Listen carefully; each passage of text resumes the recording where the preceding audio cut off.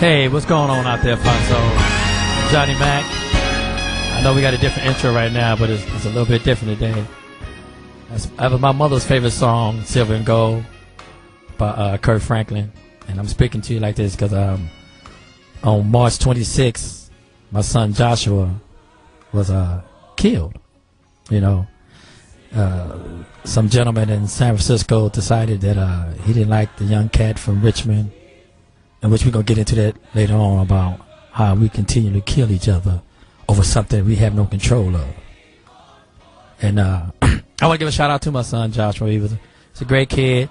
He was trying to do his rap thing, had made an album and a couple of videos locally in the Richmond and Oakland, California area. He was doing a show in San Francisco. He get off stage, he take a picture with two of his friends. Some guy walks to him and say, "Yo, you did a good job. What's your name?" He said, "My name is Joshua." "Where you from?" "I'm from Richmond." And he shot him twice, and now my son is resting in peace. Wow. And this song is Silver and Gold. It was my mother's favorite song by Kurt Franklin. We used to play it all the time. And we're going to do a quick roll call. Everybody knows in the house right now at the Foxxhole. We got over here looking beautiful as ever. It's Brandy McGee, and I do want to say, Johnny Mac, you know, my heart is with you and your family, and you know, I'm really sorry that, you know, this kind of ignorance continues to exist in the world today, and, you know, it's just very unfortunate, and, you know, my condolences. Thank you so much. Who we got right here? My man, 10 Grand, the smartest cat I know, called me with some great words of wisdom because he's a loving father. And yeah, it's a tough one, Johnny Mac. Peace to your heart, as I always say, and you know, I'm just you know, hey, it's we're gonna have fun today, though. Yeah. We're gonna laugh throughout all the. I want to say I was thinking about my son, and I was the last conversation that we had was Saturday. He called me, said I needed a son, Pops. I'm like, "Oh, cool." So I sent him what he needed. He called me back. He said, "Thanks, Pops. No problem, son. Love you, Pops. I love you, son." That was our last conversation. What'd you send him? He needed some money. He wanted to get an outfit to wear to his show. Oh, okay. You know, black people always got to look good no matter what we doing, where we going. We got to look good, and I respect that. And although sometimes we have tears of sadness, but right now I have tears of joy. What I wanted to say is, like, in my, you know, when I got the news, I was shocked, and I was sick. I fell to the ground, and I began to just cry and weep or whatever it's called. So I went outside. It's gonna sound strange, but it's the best way I can do. I got dressed. I got the phone call like 3:30 in the morning. I got up and got dressed in a full suit, tie, everything, shoes, socks. I put on a whole suit, and I went outside, and I found a park bench, and I began to pray because I was like, I need some help right now from God, and I don't want this building, you know, in my mind to block my prayer. You know, I need to talk to God one-on-one right now, you know. And it was crazy because, you know, I needed that. And so I'm praying to God, and I'm doing my thing. I'm sweating and I'm crying. I get up and I walk in the house. We ask God for a lot of things. We ask for strength and courage, understanding, love. But you never think, how does God give that to you? There's no magic potion He's going to send down just for you, right, and there's no way you can go buy it. How does He give it? So as I finish my prayer, I come in my house and I take my clothes off and I put my, you know, I'm laughing at King. You had your suit on? I wear a robe late at night to go to bed. We'll talk about that later. But I didn't have a matching ascot on. I usually wear a matching ascot, but we get into that later. So you were out at like 4 in the morning in the suit on the bench? Yeah. Okay. It was crazy. That's I know. funny. I mean, that's a sad moment, but it's thinking you as a Jehovah's Witness. So I got the answer from God, how we get strength, courage, and understanding and wisdom. So after I came back in the house and I took my clothes off and I get ready for bed, my phone rings. It's Jamie Foxx. Great, encouraging words. And then about an hour after that, my phone rings. It's Marcus King. Then my phone rings. It's Speedy. My phone rings. It's Chris Spencer. And then Lou Dix called. Then Brandon McGee called. Claudia Jordan called. I was getting all these phone calls. And I no longer had tears of sadness. I began to have tears of joy because I said, wow, these people really love me. Yeah. These people are, you know, and it made me feel good. That's how God shows you His love. Through the people that everybody say, "Oh, Johnny Mac, you my man. I love Johnny Mac," and everybody say, "Yo, we family, we family." But in the time of need, in this desperate, in this dark situation, everybody that said we was family and that they love me, they all called me. Yeah, Fox called us. Actually, told us to call you. Oh, he did? Actually, I thought he tweeted everybody. Yeah, he told everybody, call Johnny Mac right away. It was like, okay. But No. that's what's important in life. What's important in life is that, we don't have to wait till these bad situations. And I got a new outlook on life. I'm going to let Guy Black know. I'm going to let Marcus King know, Brandon McGee. I'm going to let everybody that's here, I'm going to let you know one by one, I do love you. Thank you. If you read your Bible, Christ never told nobody he loved them. You never read what Christ said, I love you. He asked Peter, if you love me, he asked him 3 times. If you love me, you would do this, you would keep my will. Christ didn't have to tell nobody I love you, because he showed you I loved you. You see what I mean? And that's the first thing I thought about when I heard the news. I was like, I'm so glad Johnny Mac is so close to the Bible, because I knew that you knew where to go for your strength. I did. Yeah. I knew where to go, and more importantly, the people that loves me, they knew what to do. I was getting phone calls. I ran into a guy. This how precious life is. It's a 38-year-old man. He works construction, and he was doing his job every day. And he raised up too fast. He was jackhammering, and he raised up and he hit his head on something. It destroyed his equilibrium.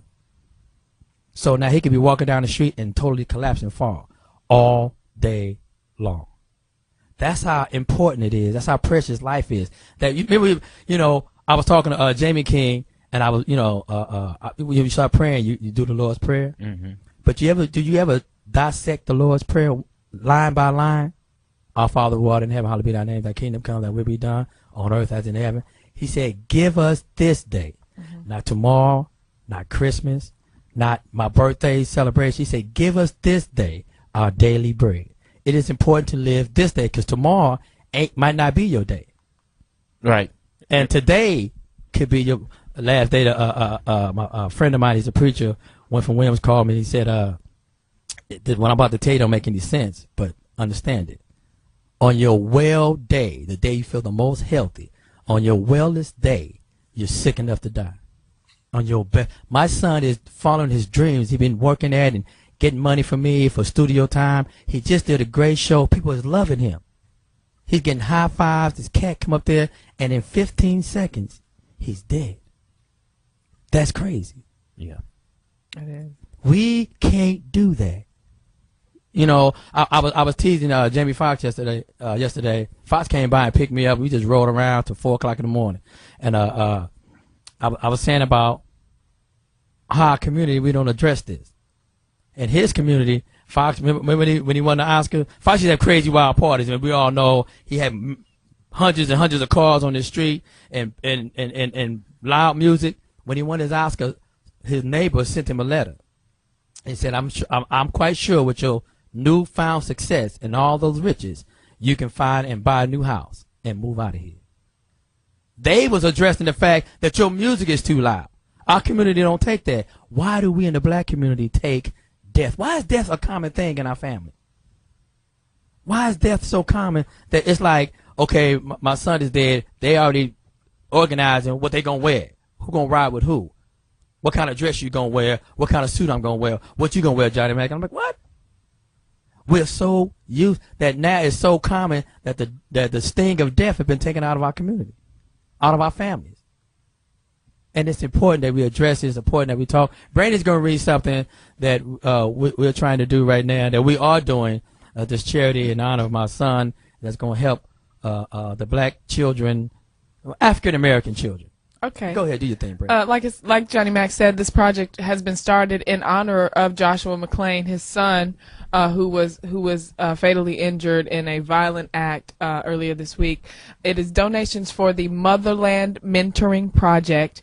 It is a chance for urban youth from Richmond, California, to become global citizens by spending time in the motherland, in Senegal, West Africa, to learn new job skills, new culture, to meet new friends, maybe launch a new business, and for sure start a new life, to have other influences in their life other than just violence and all of these things that they're getting in their community.